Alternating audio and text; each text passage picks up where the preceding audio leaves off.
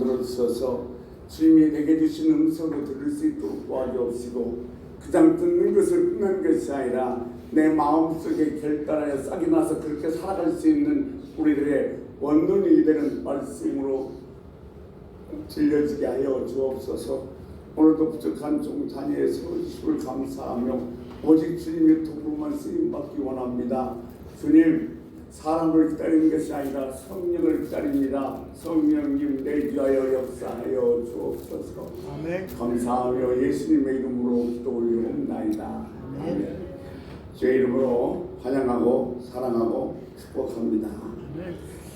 오늘도 지병자 목사님, 그리고 김영세 장로님, 전사원 목사님, 우정 목사님도 한 주간 주의 가운데 평강과 기쁨을 누릴 수 있게 되시기를 주의 이름으로 소원합니다. 오늘 기도 덕분에 지난주에 저희들이 따뜻하게 올라기 행사를 성남에서 잘 마치고 왔습니다.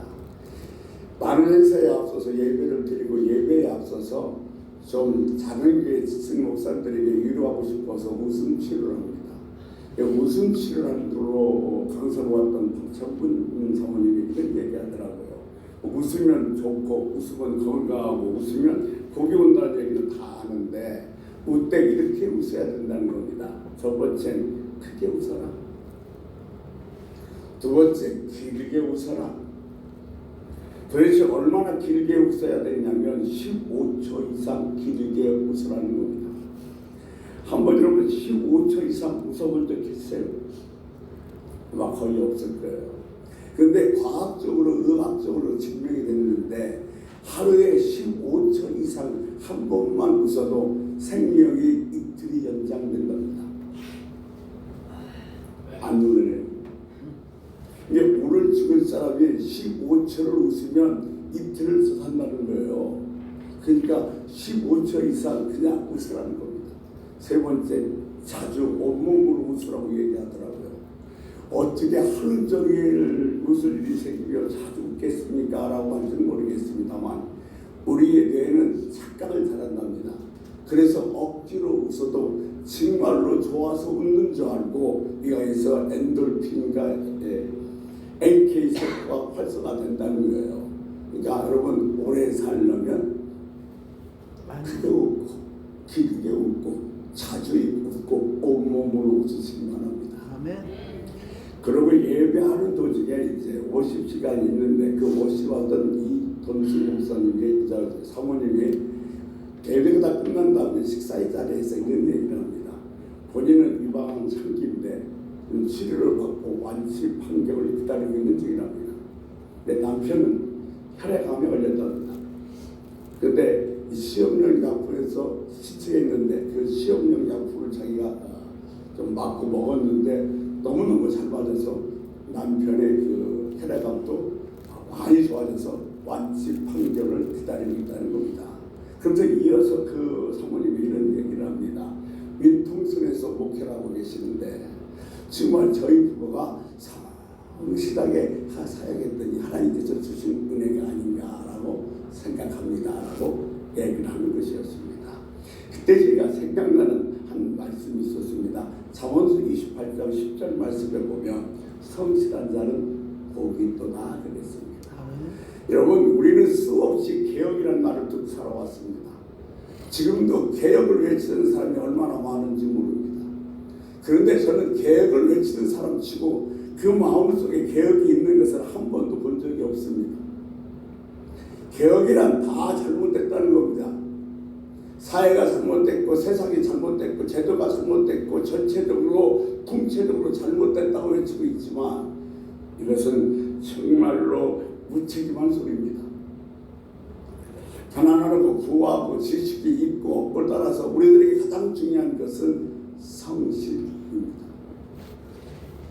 여러분 경제도 나라도 정치도 심지어는 신앙도 가장 기초가 되는 것은 성실입니다. 성실 지수, 신뢰 지수가 우리들의 인격을 형성하게 되어 있습니다. 내가 모든 걸 다 가졌다 할지라도 성실하지 못하면 어느 날 왕창 무너지게 되어 있습니다. 그러므로 우리들이 가장 기본인 것은 성실입니다. 그럼 도대체 성실은 어디에 대해서 성실하고 무엇을 성실해야 되는가? 첫 번째, 내 자신에 대해서 성실해야 됩니다. 여러분 스스로에게 한번 물어보십시오. 나는 내 자신에 대해서 성실한 사람인가? 그럼 내가 내 자신이 성실한 사람인가 어떻게 할 수 있는가 하면 언제든지 누구에게든지 모르는 것 모른다고 대답할 수 있으면 여러분 성실한 사람입니다. 모르는 것을 안다고 얘기하면 그것은 불성실입니다. 난 모르지만 체면 때문에 자존심 때문에 안다고 얘기하면 그것은 성실할 수 없습니다. 내 자신에 대해서. 사실 모르고 있으면서도 안다고 하는 것은 거짓이요, 모르는 것을 모른다고 얘기하는 것은 진실입니다.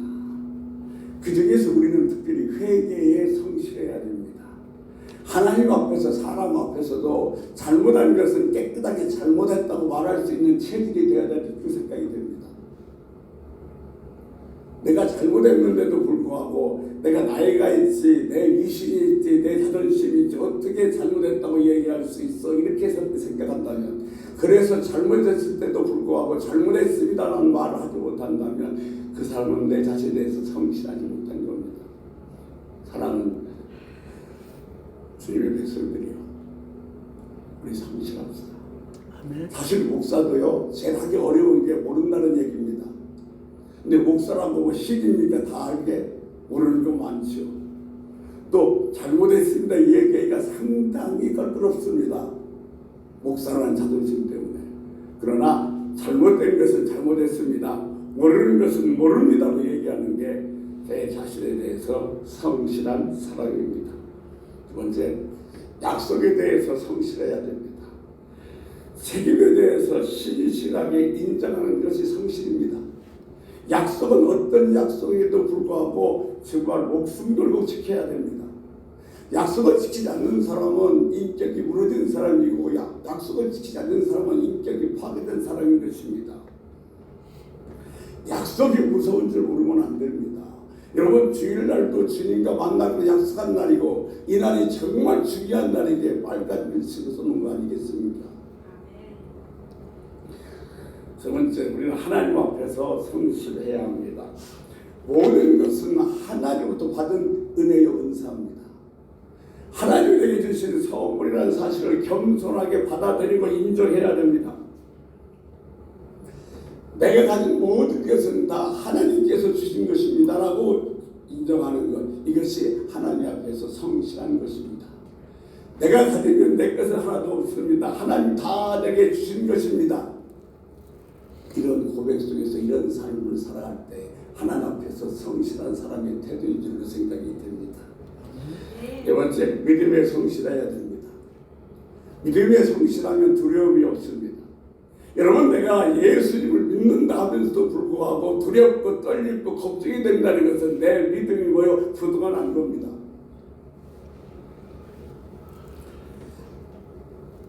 아무 두려움도 없습니다. 왜? 내가 예수님을 믿으니까. 이것이 성실입니다. 믿음의 성실인 것입니다. 하나님의 경륜과 사랑을 인정하기에 아무 두려움도 없고 지금도 힘들고 어렵지만은 인내하고 있는 것입니다. 그 다음에 시간에 성실해야 됩니다. 하루하루 시간이 얼마나 소중한지 모릅니다. 여러분, 어제 세상을 떠난 사람이 간절히 원했던 것이 오늘입니다.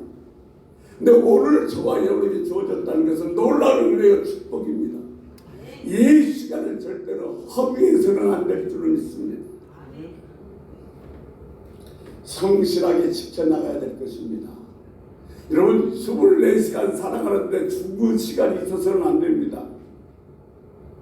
여러분, 잠자는 시간이 죽은 시간이 아닙니다. 잠자는 시간은 내일을 위해 준비한 시간인데 어떤 것이 죽은 시간이냐? 내가 술 먹고 보낸 방탕을 지난 시간, 내가 도박하면서 수시간씩 보낸 시간은 다 죽은 시간입니다. 하나님 내게 주신 귀한 오늘 하루의 이 시간 중에서 죽어버린 시간이 있어서는 안 될 줄로 생각이 됩니다. 여러분, 시간을 소중히 여기서 그 시간이 여러분의 생명의 시간이 될 수 있게 되기를 주의 이름으로 소원합니다. 아멘. 하루 주신 것에 감사하는 것은 감사하는 마음의 성실입니다. 이 성실에다가 사명을 걸고 사는 사람이 그리스도인이요 순교자입니다. 성실의 사명을 걸 수 있는 은혜가 있으시기를 바랍니다. 아멘. 오늘 첫 번째 라이브를 마쳐본 11장 28절에서 20절 말씀을 봤습니다만 첫 번째로 주님께서 뭐라고 말씀하시냐면 오라, 내게로 오라. 이 오라는 말은 우리는 주님 앞에 몸으로 신앙생활이 시작됩니다. 오라는 말은 주님의 초청장입니다. 오라는 말이 신약에서는 400번, 구약에서는 200번 정도 나오는데 무거우신 자들아 다 내게로 오라. 이 말씀은 주님의 사랑과 긍휼과 또 동행에 담긴 주님의 능력과 권위의 말씀입니다. 누가 다 이런 말 할 수 있겠습니까? 수고하고 무거운 짐진 자들아 다 내게로 오라. 누가 이런 얘기 할 수 있어요? 주님의 사랑과 주님의 긍휼과 동행에 담긴 권위의 말씀인 것입니다. 오라는 뜻을 육신적으로 1세기 때는 주님의 제자들은 주님의 앞으로 왔습니다. 지금도 영적인 우리는 똑같습니다. 그런데 지금 주님께서 오라는 것은 주의 전, 교회는 주님의 몸된 전입니다. 그러니까 몸된 전, 주의 전 예배당으로 오라는 겁니다. 주님께서 그래서 오늘도 저와 여러분을 이 예배당으로 오라고 초청하신 줄로 믿습니다. 그런데 오늘 오라 이 말씀을 듣는 것은 밖에 있는 사람이 아니라 여기 앉아있는 우리가 듣고 있습니다. 저와 여러분 여기 와 있는데 주님께서 뭐라고 말씀하시면 하는가 하면 오라는 겁니다. 여기 와 있는데 오래요. 무슨 말씀인 거 아니면 나는 너희들이 몸으로 오라는 게 아니라는 겁니다. 이 시간 너희들의 마음으로 오란다는 겁니다. 몸은 여기 와 있지만 머리는 딴 생각하고 있습니다. 한 발은 세상에 한 발은 교회에 올려서 여기 몸은 여기 와 있지만 일단은 뭘 하지? 저녁에 가서 뭐 사지? 이런 생각하고 있으면 온 게 아니라는 겁니다. 주님 오늘 저와 여러분을 향해서 말씀하십니다. 나는 너희들의 몸이 아니라 너희들의 마음을 원한다.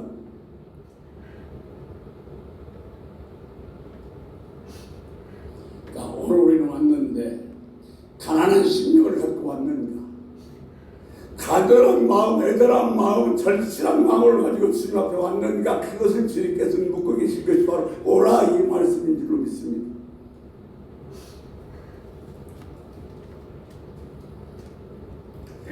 주님이요 우리에게 뭔가 주고 싶을 땐 반드시 무언가를 요구하십니다.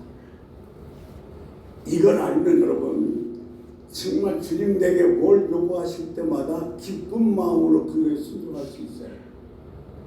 주님은 내게 뭘 주고 싶습니다. 주려고 준비해 놓으셨습니다. 그러나 우리들에게 뭔가를 요구하신다는 겁니다. 오늘도 주님께서는 뭔가 주시려고 준비해 놓고 주실 마음이 있어서 저와 여러분을 여기에 초청한 줄로 믿습니다. 주님은 주실 마음이 있고 준비해 놓고 저와 여러분 받으려고 여기 왔는데 아무것도 받지 못하고 그냥 가버린다면 누구의 잘못입니까? 주님의 잘못이에요? 아니면 우리들의 잘못입니까? 이것은 주님이 안 주신 것이 아니라 주님이 우리가 못 받은 거예요.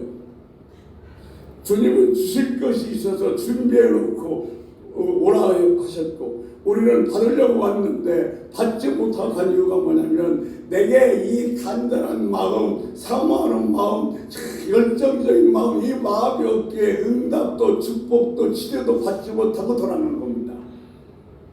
오늘 이 예배에 참석한 저와 여러분에게 주님은 간절히 원하십니다. 나는 네 마음을 원한단다. 몸이 아니라 네 마음 좀 내게 다오 말입니다.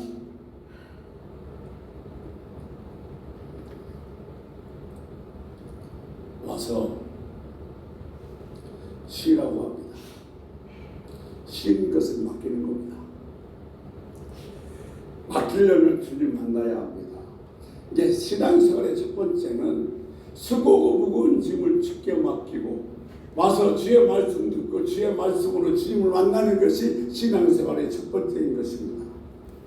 오라 이 말은 내 앞에 서 있어라 이런 말이 아니라 내 온전히 내 품에 안기라는 말씀인 것입니다. 앞서 말씀과 같은 맥락입니다만 그냥 내 앞에 서 있기만 하는 것이 아니라 오라는 것은 내 안 깊숙이 들어오라는 겁니다. 내 마음속으로 들어오라는 거예요. 너희 마음과 내 마음이 하나가 되기를 원한다는 주님의 뜻입니다. 우리가 주님 마음속에 온전히 안기기 위해서는 가던 길을 돌이켜야 됩니다. 주님 만나는 문은 좁은 문이고 주님 만나는 길은 좁은 길입니다.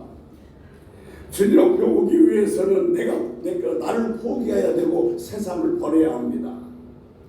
우리를 오라 부르셔서 쉬게 하는 것이 최고의 축복인 줄로 믿습니다. 쉰다는 것은 맡기는 겁니다.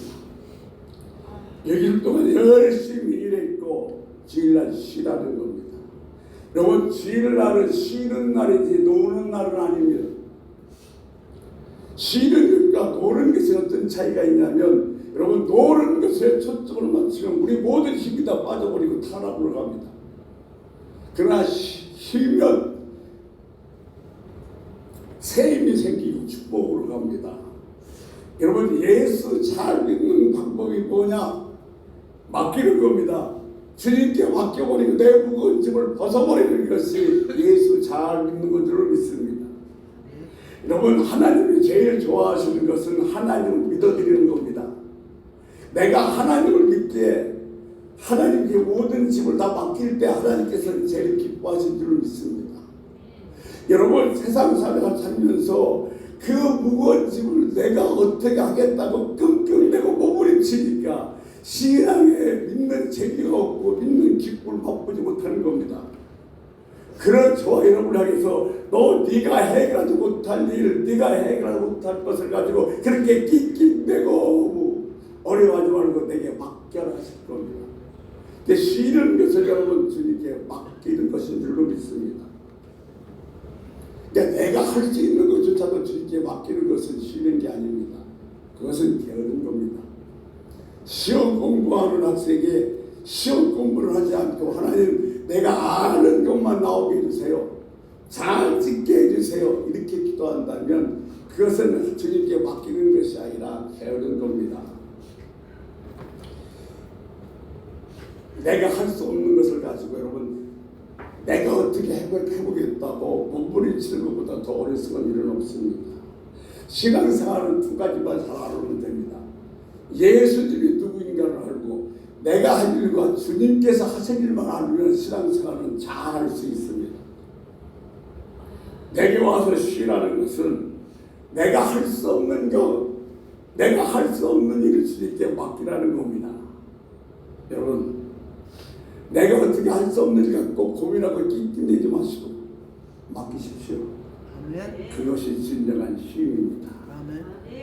쉬라는 것은 하라는 것은 하고 하지 말라는 것은 안 하는 것이 쉬는 겁니다. 여러분, 회사에서 회사 일을 다 끝내지 않고 집에 와서 쉴 수는 없습니다. 하지 말라는 걸 하고 그런 쉴 수는 없습니다. 주님이 하라는 일 열심히 하고 쉬라는 겁니다. 쉬라는 것은 나누는 겁니다. 너무 뻔한 상식이지만 나무에는 자기를 위해서 열매를 맺지 않습니다. 다른 사람을 즐겁고 행복하게 위해서 열매를 맺습니다. 내가 맺은 열매가 있다면 그 열매는 다른 사람과 나눠야 됩니다. 우리 마태복음 5장에서 7장을 산상수이라고 얘기하고 황금률이라고 얘기합니다. 이 황금률은 소극적이 아니라 적극적으로 지켜야 되고, 이 황금률은 선한 것이고, 이 황금률을 잘 지키기 위해서는 바꾸어 생각해야 됩니다. 바꾸어 생각하는 것이 얼마나 중요한지 모릅니다. 그래서 마태복음 7장 12절에 뭐라고 말씀하시냐면, 그러므로 무엇이든지 남에게 대접하고자 대로 너희도 남을 대접하라. 이것이 율법이요 선지자입니다.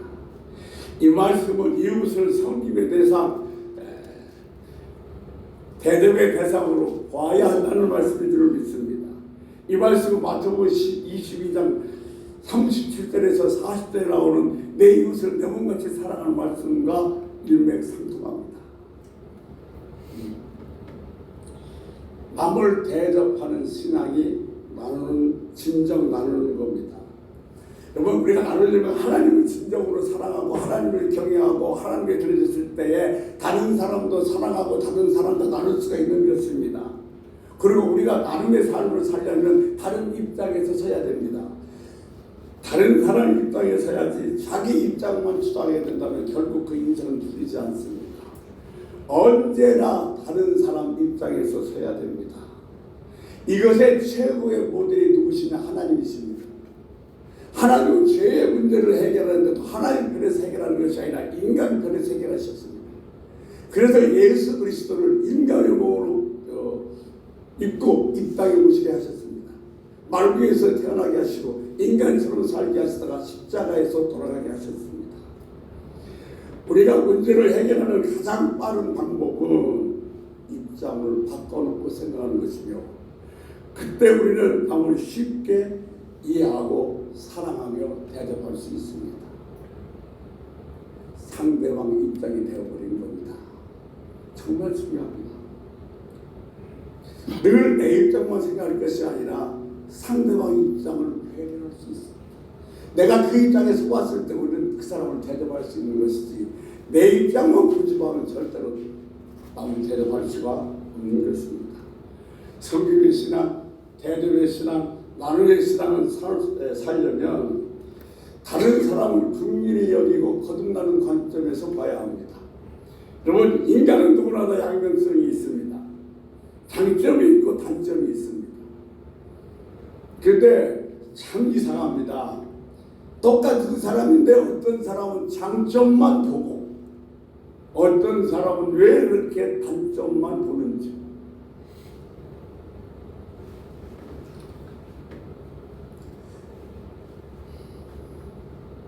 나쁜 점만 보이는데 어떻게 대접할 수 있겠습니까? 하나님은 결코 우리를 포기하지 않으셨습니다. 아멘. 내가 어떤 일이 어떤 상황이 벌어져도 하나님께서는 절대로 나를 포기하지 않으신 줄을 믿습니다. 이것이 긍휼입니다. 여러분, 우리는 다른 사람을 볼 때 그냥 내 육신적으로 보지 말고 긍휼과 거듭난 관점에서 볼 수 있어야 됩니다. 여러분, 긍휼이 필요하지 않는 사람은 지구상에 하나도 없습니다. 다 긍휼이 필요합니다. 저와 여러분은 예수 그리스도의 하나님의 긍휼을 입은 사람입니다. 그래서 긍휼을 베푸는 것은 마땅한 일인 것입니다. 내게 있는 모든 것은 다 하나님이 주신 것입니다. 내게 있는 모든 것은 너 혼자 잘 쓰고 잘 몰아고 주는 것이 아니라 하나님의 다른 사람과 나누라고 주신 것인 줄 믿습니다. 다른 사람은 까불며 고생하는데 나 혼자만 쉴 수는 없습니다. 출애굽기 20장 10절 함께 쉬라고 말씀하고 계십니다. 너나 내 아들이나 내 딸이나 그리고 내 남녀 족이나 가축이나 문 밖에 머무는 객이라도 어떤 일도 시키지 말라고 그랬습니다. 여러분, 내게 있는 모든 것을 다른 사람과 나눌 때 진정한 쉼이 있고 안식이 있는 것입니다. 좀 더 정확하게 말씀드리면 내게 있는 모든 것은 다 남을 위해서 있는 겁니다. 아이고 목사님, 나눌 거 있어야 나누고 내가 당장 죽겠는데. 그러나 사랑하는 성도 여러분, 내가 12,000원짜리 설렁탕 먹느니 6,000원짜리 김밥 둘이 나눠 먹는 것이 나눔인 거예요.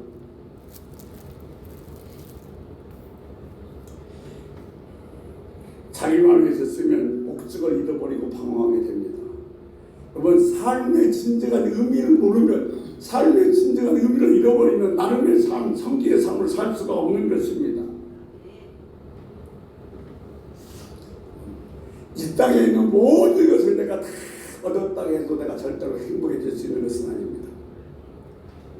모든 것을 자기 위해서 쓰는 것이 아니라 다른 사람과 나누고 다른 사람을 섬길 때 거기서 행복이 있고 매력이 있는 것입니다. 다른 사람을 힘들게 하고 나는 행복할 수 없습니다. 다른 사람을 힘들게 하려면 내가 몇 배나 더 힘들고 더 괴롭습니다. 성도는 항상 내가 아니라 우리입니다. 아멘. 여러분 이걸 잊지 마십시오. 내가 아니라 우리입니다. 여러분 내가 아무리 다른 사람한테 잘한다 할지라도 이기적인 사람 앞에는 절대로 사람이 없습니다. 내가 건강하다면 그 건강 갖고 다른 사람과 나눌 수 있어야 됩니다. 내가 헬스클럽에서 3kg, 4kg 뛰고 배에 대한 인중광산을 새겨서 정말로 몸 좋다 건강하다 그래서 무슨 소용이 있겠습니까? 그 건강한 몸으로 다른 사람을 섬길 때 진정한 쉼을 줄 줄 아는 사람입니다. 음악에 재능이 있으면 돈이 없어서 음악을 배우지 못하는 사람이 음악을 가르쳐주는 것, 세상은 그런 재능 기부라고 하죠. 돈 벌으면 그것에서는 내 목만 있는 거 아니에요. 여러분이 땀 흘려 힘써버는 돈에는 여러분 목만 있는 것이 아니라 하나님 목도 있고 다른 사람 목도 있습니다. 우리 이런 말 많이 들었습니다. 너 공부해서 남주냐? 돈 벌어서 남주냐? 내가 고생해서 번 돈을 다른 사람과 나누기 때문에 좋은 길인 거예요. 내가 얼마나 애쓰고 힘써서 벌었으니까 그 돈 벌라고. 그런데 그 돈을 다른 사람과 나누는 삶을 살아야 되는데 그래서 그 길이 좁은 길일 수밖에 없는 겁니다. 앞서서 말씀드렸습니다만 이 박찬권 사모님의 따님이 보험을 합니다. 근데 몇 년째 전국에 보험망입니다. 그 보험회사 지점장도 아닌데 얼마나 성적이 좋고 얼마나 많은 보험을 하면 별도로 사무실을 내줄 정도입니다. 근데 이 박찬권 사모님의 따님의 섬김 카드가 있습니다. 사모님 우리들하고 만나러 올 때 딸이 그 섬김 카드를 줍니다. 어머니 어디 가서 누구 대접할 땐 이 카드를 쓰십시오. 이게 몇십 명을 대접하던 몇 명을 대접하던 매일 대접하던 그 카드 값은 다 누가 결정하냐면 딸이 다 결산합니다. 뭐 그렇게 벌어서 이렇게 힘들게 대접하는데 많은 걸 쓰냐고 물으니까 그 이렇게 대답하더랍니다. 나는 하나님의 영광을 위해서 사는 사람입니다. 이웃을 섬기는 사람이라고 외쳤다고 합니다. 내가 힘들게 벌었기에 힘들게 버는 돈을 다른 사람을 위해서 나눌 수 있는 것, 이것이 좁은 길이지만 진정한 성도의 삶인 줄로 믿습니다. 열심히 나만 위해서 사는 삶, 거기에는 진정한 쉼이 없습니다. 철저한 이기주의는 나를 죽어가게 합니다. 여러분 가정에서도 진심으로 섬길 때에 안식이 있습니다. 교회에서도 진심으로 섬길 때 안식이 있는 겁니다. 자기만 생각하면 절대로 평안이 없습니다. 자기만 생각하면 절대로 쉼과 행복이 없습니다. 여러분 연애했을 때 왜 행복했었어요? 연애할 때 행복했던 이유는 내 이익을 구하지 않았기 때문에 행복한 겁니다. 연애할 때는 나의 중심이 아니라 상대방의 중심이었거든요. 그래서 행복했던 것입니다. 오늘 마태복음 11장 29절에서 이렇게 얘기하고 있습니다. 나는 마음이 온유하고 겸손하니 나의 멍에를 보고 내게 와서 배워라. 그러면 여기서 멍에를 맨다는 것은 보세요. 소가 가만히 있을 때 멍에를 매지 않습니다. 어느 때 멍에를 매냐면 밭을 갈 때 멍에를 맵니다. 이 말은 순종하겠다는 겁니다. 그리고 배우라 그랬는데 우리는 배운다는 것을 잘못 인식하고 있습니다. 이 머리로 아는 것, 지식이 배우는 것이라고 생각하는데 절대 그것은 배우는 것이 아닙니다. 지식으로 배우는 것이 아니라 배운 것을 실행에까지 옮기는 것이 배우는 거예요. 마태복음 7장 21절 말씀에 보면 나더러 주여 주여 하는 자마다 다 천국에 들어갈 것이 아니요 다만 아버지 뜻대로 행하는 자야 들어가리라. 자, 나더러 주여 주여 하는 자, 입술로만 고백하는 자, 지식으로만 알고 있는 자에는 하나님 나라에 들어갈 수 없다고 말씀하고 계신 것입니다. 로마서 10장 10절 마음으로 믿어 의에 이르고 이유를 시인하여 구원을 받는다. 야고보서 2장 19절 내가 하나님의 한 분인 줄 아느냐? 한 분이시도 믿느냐? 귀신도 믿고 떠느니라. 지식을 아는 것은 귀신도 안다고 얘기합니다. 아는 것 가지고는 천국에 들어갈 수 없습니다. 아는 것 가지고는 배우는 것이 아닙니다. 배우는 것은 아는 것을 실천에 옮길 때까지 배우는 겁니다. 주님께서 와서 배우라 말씀하신 것은 너 머리만 커지게 지식으로 많이 알으라는 것이 아니라 아는 것을 내 삶의 실천으로 옮기라는 말씀인 것입니다. 여러분, 배우는 것은 지식이 아니라 삶에 적용해야 됩니다. 우리가 하나님, 예수님, 그리고 성경님, 성경을 배우는 데 있어서는 주일날 1시간 예배 갖고는 탑없이 부족합니다. 내가 많이 알고 많이 내 삶 속에 신앙을 살 때 하나님이 나를 통해서 기뻐하듯 주 나에게 은혜 주시고 축복하실 줄 믿습니다. 마태복음 28장 19절 말씀 보면 29절 한번 같이 읽겠습니다. 그러므로 너희는 가서 모든 민족을 제자로 삼아 아버지와 아들과 성령의 이름으로 세례를 베풀고 너희에게 분부한 모든 것을 가르쳐 지키게 하라. 볼지어다 내가 세상 끝날까지 너희와 항상 함께 있으리라 하시니라. 네. 가서 어디로 가라는 거예요? 오늘 여기서 예배를 드리면 너희는 가라. 어디로? 올해에서 토요일까지는 세상에 가서 세상에서 이 하나님 나라를 전해야 된다는 겁니다.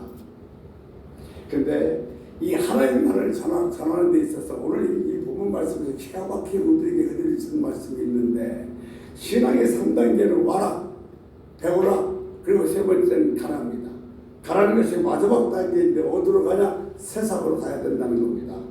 가서 예수 향기를 내며 살고 가서 예수 그리스도를 소개하는 겁니다. 세상에 가면서 여러분 무거운 짐을 갖고 낑낑대는 사람들에게 내 짐을 맡아주실 분이 계시다는 사실을 소개하는 거예요. 인생의 짐을 맡기면 평안이 있습니다. 내가 예수 믿어서 내 인생의 모든 짐을 평안을 주께 주님을 짐을 주께 맡겼어. 내 마음에 평안이 있어. 이 평안을 다른 사람들에게 보여주면서 나처럼 이렇게 너희가 평안을 누리고 살렸다면 내 짐을 맡아줄 분이 있는데 그분이 예수 그리스도라고 그분을 소개하는 게 신앙생활이고 그게 전도입니다. 아멘. 그건 신앙생활은 그런 거예요. 내가 이 짐을 주께 맡겨버리고 내 마음이 편하니까 즐거운 모습으로 사는 것을 세상 사람들이 보여주는 거예요. 내가 이렇게 너랑같이 살아가면서 힘들게 어렵거나 즐겁게 사는 이유는 내 짐을 다 주님께 맡겨버렸기 때문에 그래요. 너도 짐을 지고 걱정되지 마. 내 짐을 맡아주실 분이 계셔. 그분을 소개하는 것이 신앙생활이고 전도입니다. 여러분, 다음 주는 부정입니다. 아주 오랫동안 쉬입니다. 여러 가지로 나타나기가 쉬울 때입니다. 저는 개인적으로 여러분에게 늘 구정 때 되면 드릴 말씀 중에 하나입니다만 뭔가 신앙적으로 특별한 계획을 세우십시오. 사복음서를 한번 읽는다. 아니면 하루에 3시간, 4시간씩 기도하는 시간을 갖는다. 아니면 지금 누구인가 이 복음, 예수, 내 짐을 맡아줄 분이 계시다는 예수를 소개하는 시간을 갖든지 뭔가 특별하게 열의를 보낼 수 있는 여러분 되시기를 주의로 소원합니다. 세상 사람과 똑같이 세상의 그 물결에 맞춰서 훔쳐놓지 말고 뭐 세상에 어떤 일이 있어도 어떤 상황이 와도 우리는 예수 믿는 사람으로서 공부를 지키면서 편안을 느끼며 기쁨의 쉼을 쉬면서 살아가는 줄 믿습니다. 오늘 신앙생활이라는 것은 주님께 와서 짐을 맡기고 배워서 그대로 살고 세상으로 가서 편안하게 사는 모습을 보여주면서 예수 그리스도를 소개하는 거야. 내가 이렇게 편하게 사는 이유는 내 짐을 주께 맡겼더니 그렇다. 당신에게 무거운 짐을 맡았을 분이 계십니다. 그분이 예수 그리스도입니다. 이렇게 소개하는 것이 전도고 신앙생활입니다. 여러분, 매일 주일절에 올 때마다 몸만 오지 말고 마음을 가지고 오십시오. 간절한 마음, 애절한 마음을 가지고 오십시오. 그리고 말씀을 통해서 성경 공부를 통해서 배우십시오. 배워서 머리로만 많이 하는 것이 아니라 삶에 실천하십시오. 그래서 세상에 가서 내가 정말로 집을 주께 맡겼더니 이렇게 편안하다. 내가 말씀대로 실천한 사람들이 이렇게 행복하더라 하면서 당신의 집을 맡아주실 분이 계십니다. 그분이 예수님이십니다라고 소개할 수 있는 은혜가 있기를 소원합니다. 기도하겠습니다. 하나님, 와서 배우고 가르치셨습니다.